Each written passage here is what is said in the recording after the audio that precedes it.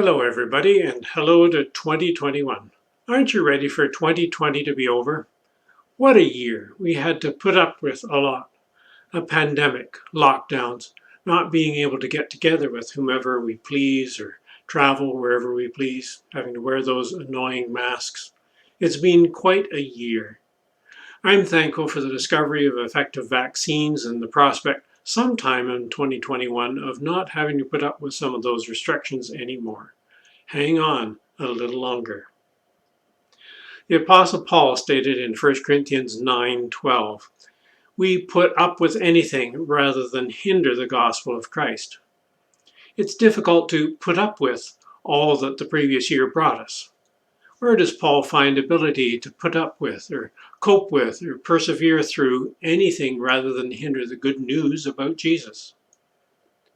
This isn't a full-blown sermon, just a short introduction to an interview I did recently with Cheryl, who's from our area and returning as a cross-cultural worker to a country far away that's not very receptive to Christian missionaries. As you listen to the interview, watch for various things Cheryl has had to learn to put up with. She talks about going to a strange country where there's lots of pollution and crowding and the internet goes down often.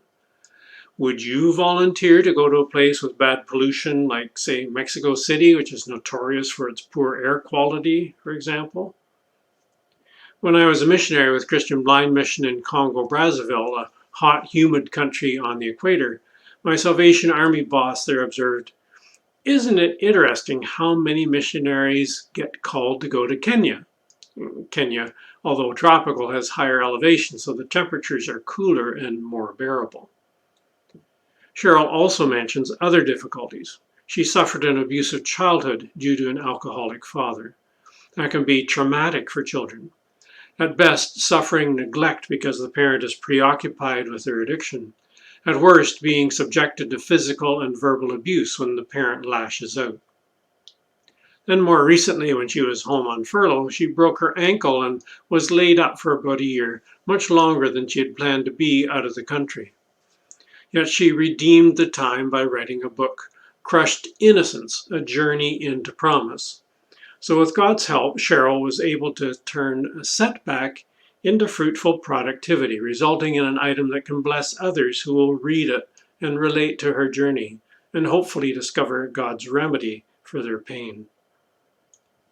How do we learn to put up with anything rather than hinder what God's aiming to accomplish in our lives, shaped by the gospel? And remember who's writing these words in our passage. Back in chapter 4, Paul gives a brief summary of what his experience as an apostle has been like. It's no rose garden. 1 Corinthians 4, 9, and 11 to 13. For it seems to me that God has put us apostles on display at the end of the procession, like those condemned to die in the arena. To this very hour we go hungry and thirsty. We're in rags. We are brutally treated. We are homeless. We work hard with our own hands. When we are cursed, we bless. When we are persecuted, we endure it. When we are slandered, we answer kindly. We have become the scum of the earth, the garbage of the world, right up to this moment. Gee, do you think Paul understood a thing or two about having to put up with hardship? In the closing verses of chapter 9, we find 3 clues to Paul's motivation that can also spur us on today. First, our lives of endurance influence others towards the kingdom. We rub off on others. Our witness in adversity can be a powerful inspiration to others to likewise put their trust in God no matter what happens. Verse 22 says, "To the weak I became weak to win the weak. I have become all things to all people, so that by all possible means, I might save some." This parallels 9:19, just previous. "I have made myself a slave to everyone to win as many as possible." Jesus calls us to make disciples, to invite others to follow him. Our sacrifices and endurance become an advertisement for him, so others may be won for the kingdom and be saved. That's a big part of why Cheryl's located where she is so far away, to be a witness and win others to Jesus in a culture that largely is ignorant of the faith. Second, putting up with hardship can bring blessing in the present. 9:23 says, I do all this for the sake of the gospel, that I may share in its blessings. There are few greater experiences in the Christian walk than seeing someone else become born anew, in part due to our witness. The apostles put up with so much suffering in their travels, but they also got to see churches started, believers' lives transformed. The burden can be a doorway to blessing. Jesus taught, Acts 20:35, it is more blessed to give than to receive.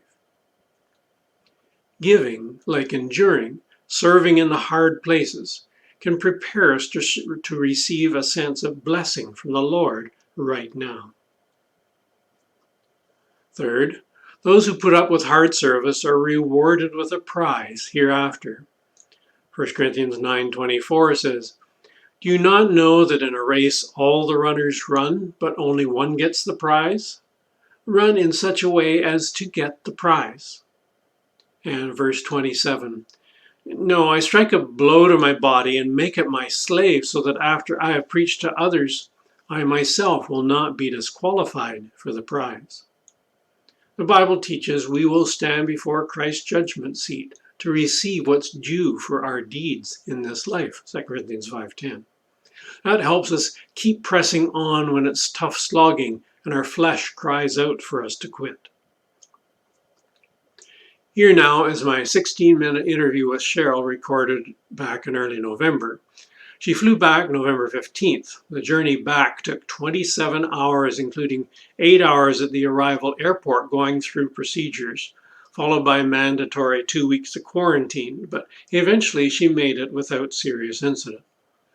She would appreciate your prayers for her situation as she gets caught up with her students. I hope you'll be as encouraged by her example as I was.